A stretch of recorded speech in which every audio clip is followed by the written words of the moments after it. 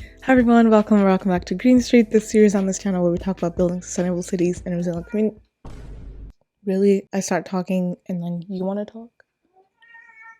Welcome back to Green Street, the series on this channel where we talk about building sustainable cities and resilient communities. My name is Aime and I'm so happy that you're joining me today.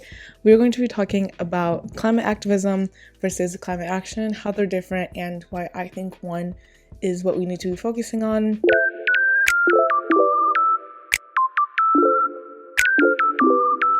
So, disclaimer, the terminology of climate action and climate activism is just a way for me to differentiate two distinct ways of advocating for the environment. I'm not an authority on what these words mean, I'm just a girl. So, what is climate action? What is climate activism? And why are they different? But first, how are they the same? So they're both good. They're both things that we need to be focusing on to combat climate change. But they do differ in a really important way, and I believe focusing on one is the key to one successful and then also an equitable fight against climate change. So let's start with climate action. I think of climate action as the things that you do to be a sustainable person. You can more specifically think of it as individual climate action.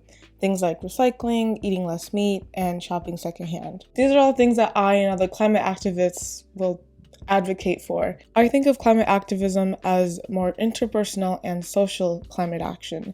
It's changing the systems and culture around you to be more sustainable. It's less of a focus on your own life and making it more sustainable, but instead a bigger focus on everyone's life and making sustainability the easier or even better, the default action. I think we should focus on climate activism, and here's why. So when I first got into environmental movement, I almost immediately got into zero waste. Thinking back, not the best way to get started with climate. It's kind of like going vegan and then immediately doing like the raw vegan. It's like the hardest way you can do the thing you're trying to do. I tried the jar and it did not work at all. You might be wondering, what's the jar? We shifted to waste-free living about 3.5 years ago. And for the first year, we collected all our waste in a biscuit tin.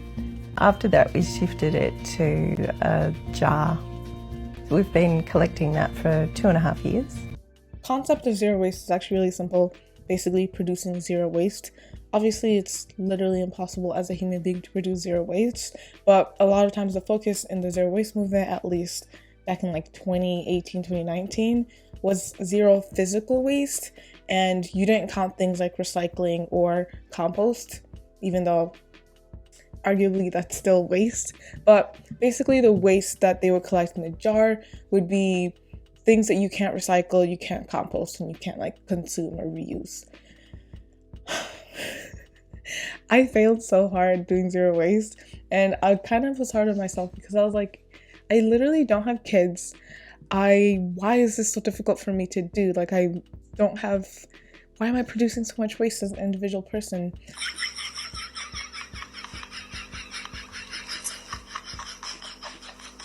I will always protect Elena. I'm on my way to murder Elena. Think about Elena, blah, blah, blah. I want Elena gone. And I felt really bad about myself, but even like looking back, something I didn't realize is that a lot of people that did zero waste, especially like the bloggers, it was all about the aesthetic. There's still things that they wouldn't count as waste. Condoms, broken glass and plates, BPA-coded receipts, unwanted gifts, waste from visiting friends and family, items bought pre-zero waste lifestyle, etc. There's also the upstream waste that's unaccounted for, such as bulk goods that are delivered to a grocery store in giant plastic bags. I can make a whole video about like the issues with like the zero waste movement and kind of looking back in time, because I feel like nowadays a lot of the same people or new people who are in the environmental space focus more on like low impact living, and that's kind of what I believe in as well. Just trying to lower your impact as much as you can, and that's going to be different for everyone. What made me kind of start to see the holes in the zero waste movement was actually a video that I watched, and I'm going to link in the description, that basically talked about how a lot of the most sustainable people are poor people, and this isn't by force, this isn't on purpose, it's just by design. If you grew up an immigrant, if you grew up poor, you probably grew up thrifting just because that's what you did. A lot of poor people might not afford a car, so they take public transit. that's just their reality. Thinking like the idea of what the illusion of being sustainable today is such a lie. Like I always tell my people, like, poor immigrants are probably most sustainable people you'll ever find in the world. I just wanted to bring up zero waste, not because I am bashing on the zero waste movement. I think it, like me, introduced a lot of people to living more sustainably. So it was, I think, a net positive. But I think moving forward, I'm really happy to see how this space has transformed to go from individual, like, physical waste and to kind of talk more about the bigger picture. What's wrong with the zero waste movement? I made this video about the soil I bought and how it's made completely from waste, which means no new resources extracted from the planet, diverting waste from landfill, and it's made locally to me. But despite all of that, I still got some responses like this: but what about the bag? And there was a time in my life where I would have thought like this too, so let me explain to you why I think this sort of thinking is not only problematic, but counterproductive to trying to make the most environmentally friendly choice. Number one is that it puts way too much pressure on the consumer. And that's kind of my transition to talking about why I think climate activism is better than climate action. So when I first got into the environmental movement, a lot of the types of videos I made and a lot of the things I talked about, because I was trying to be zero waste, was a lot of just individual climate action things that you can do in your everyday life to be sustainable. And I think these videos are important. It is important to talk about, and I'll talk about later in the video, but it is important to discuss how individuals can be more sustainable. But I think it's also important to look at the bigger picture and consider how we can make society as a whole more sustainable so that more people can more easily live a sustainable lifestyle. Individual climate action puts the onus on combating climate change on every individual person. We all have to spend every waking moment trying not to pollute. And especially with how messed up the world is right now, a lot of people don't have the time to focus on not destroying the environment. I don't know if any of you guys have also had a similar experience when you first started trying to live more sustainably, but it can be really exhausting. If you woke up tomorrow and you're like, I am going to literally be the most sustainable person in the world, and you try to change everything in your life to be sustainable, you probably wouldn't make it till lunch before wanting to video game yourself. It's really exhausting trying to live sustainably, and it's different depending on like where you live, how many people you live with, what resources, how much money you have. It's just different for everyone. So I think a better solution is actually making everyday decisions either climate neutral or climate positive. So by climate neutral or positive, I basically just mean the little decisions that you make on an everyday basis, making sure that the default option for people isn't going to destroy the environment. So for example, when you go to the store, there's so many brands that I personally don't want to support, and there's so many products with a lot of chemicals and stuff. If we created a more climate positive society, then let's say at least 50% of the choices you have at the store are just 100% sustainable. Basically, the decisions you make, and we make so many decisions in a day, are just the default is either not going to destroy the environment or is actually benefiting the environment. So if you follow personal development content, then you've probably heard of decision fatigue, and I think this is kind of an interesting philosophy to kind of connect to this concept. So decision fatigue is basically when you wake up in the morning, you have to decide what to wear. You have to decide what to have for breakfast. There's so many decisions that you make throughout the day, and the more and more decisions that you make, the harder and harder it gets to make the right decision. Sometimes obviously two decisions, like are you wearing red pants or blue pants, like doesn't really matter. But there's other decisions that actually do have an impact. For example, after a long day at work, are you going to bed rot or are you going to go to the gym? After a long day with making too many decisions, you're probably going to choose to bed rot because that's just the easier default decision. So I think connecting this to the environment, an example would be after a long day of work, are you going to take the train to get groceries or are you going to drive? If you live in a society, if you live in a community that's walkable and transit is really easy, it'll be easier for you to make that decision, that climate positive decision, to take the train versus driving.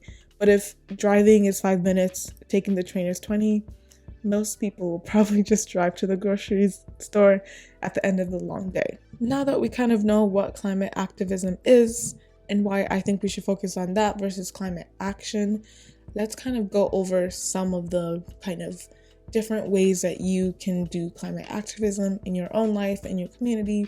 If you know one thing about me, you know that I love public transportation. Like, it's my favorite thing in the world.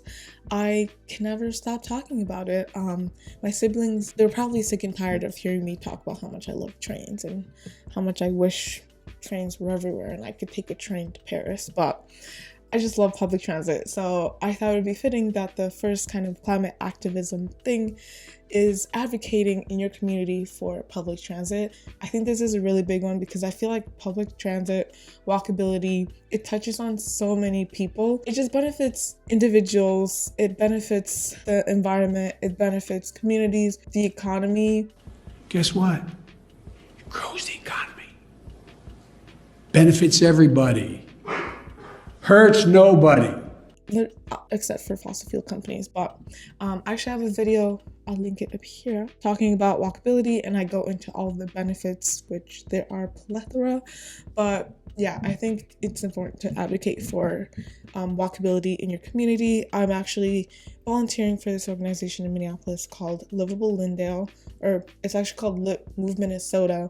And because I'm in Minneapolis, the kind of Minneapolis thing that they're working on is Livable Lindale. It's being reconstructed in a couple years, so right now they're working on the plans, and so Livable Lindale is advocating for things like bus lanes, bike lanes, bigger sidewalks, just everything to make it better for pedestrians. So that's kind of what I'm working on in terms of transit, and I'm sure there's a group in your local city that is advocating for transit, so find those people and help them out. So then the next kind of category, just more broadly, just advocating for things in your city that would benefit the environment and your community. I feel like oftentimes when we talk about like climate change and sustainability, we focus on the environment, but people are also part of the environment. So advocating for human beings is just as important, I think. If you help more people can help more people, is my philosophy. Just find something you're passionate about that is benefiting your community and advocate for that, either through like the government, or if you want to volunteer and help out that way. There's just so much that you can do. Things like recycling programs, composting programs. This is something I didn't realize was a thing until someone commented on a video, and I looked it up and I was like, oh my God, I live in an apartment, I don't have a backyard, so I can't do backyard composting. So I can just take it to this park and get it composted. So if you don't have something like that in your city, advocate for it. This might be a contentious one, but I think voting in elections is actually so vital when it comes to activism. Get your fucking ass up and Vote. It seems like nobody wants to Vote. these days. There's this like philosophy that I hold is if voting wasn't powerful, if it wasn't important, then there wouldn't be so many laws out there trying to make it harder for people to vote. Just think about that. Like, if it was really useless and pointless, no one would be trying to stop people from voting. So that's why I think it's so important to vote. It's so important to be politically active, both at the national level and at the local level, and then also in primaries. I know this year was, but I do think it's important to vote in every election. Vote who you think is going to make the best impact for the environment and for the issues that you care about, unless it's Donald Trump. And if that's who you think is going to help you in life, I don't know how you got this far into the video, but thank you for the engagement. PSA, especially if you live in a swing state, please vote. Unless you're voting for Trump. In that case, voting is actually not good and it does nothing. Stay home. So the next one is public awareness / just educating people. I mentioned earlier that climate activism is more about society as a whole, but I think climate action is still important. So we do need to be educating people on what they can do in their individual lives to be more sustainable. And I think honestly, anyone can start making environmental content. I think the best type of content is someone who's learning and someone who's just sharing, hey, I'm a nurse and this is how I live sustainably.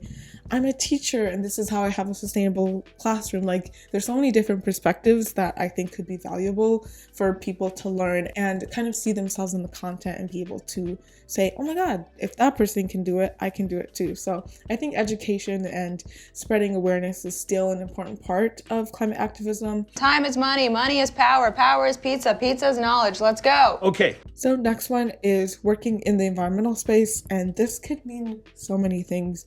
I personally work at an environmental nonprofit, but I don't really do environmental work.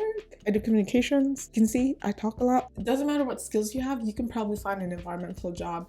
You could be a nurse, you could be a doctor, you could be a dancer, a writer. There's just so many different professions that you could turn to be sustainable. And then obviously if you're like an engineer or scientist, there's so many technical jobs you can also have that are environmental. If you can't find a job like that, and I know this job market is wild, you can also just advocate for environmentalism in your workplace communities. So for example, if you're Taylor Swift, you can maybe advocate for your boss, aka Taylor Swift, to stop riding her jet around.